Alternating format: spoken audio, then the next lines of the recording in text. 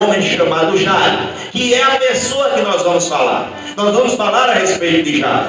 Jesus, no capítulo de número 5, já havia acalmado a tempestade. No capítulo de número 4, ou melhor dizendo, Jesus já havia acalmado a tempestade. Jesus já havia libertado o gadareno lá na cidade de Gadara. E Jesus agora, voltando para o outro lado da margem, ele encontra agora uma multidão. E em meio a essa multidão aparece um homem. E este homem aqui era Jairo. Para você que não sabe, Jairo não era uma pessoa analfabeta, não. Jairo não era uma pessoa que não tinha dinheiro. Jairo tinha dinheiro. Jairo não era uma pessoa comum, irmão José Maria. Jairo era alguém que se formou nas faculdades de Jerusalém. Era alguém que se preparou para ensinar na sinagoga. Era alguém que tinha o currículo lá pendurado, ou melhor, o diploma lá na parede, dizendo: eu me formei lá na faculdade de Jerusalém e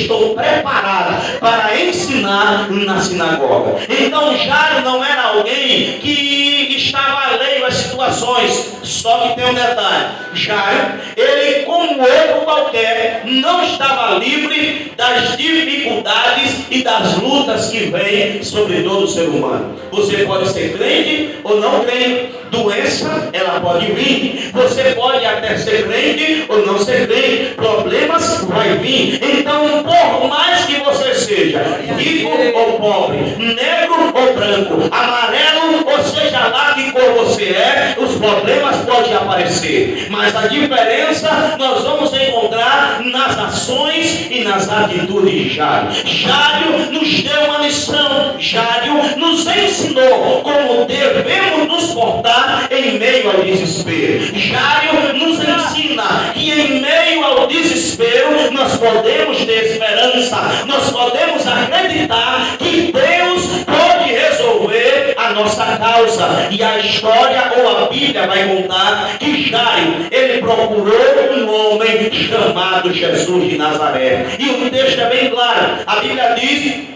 no capítulo de número 5 e no versículo de número 22: e eis que chegou um dos principais da sinagoga, por nome Jairo, e vendo, prostrou-se aos pés de Jesus. Jairo era alguém que ensinava lá. Jairo era o pastor da sinagoga. Mas o problema chegou para sua casa. A dificuldade apareceu.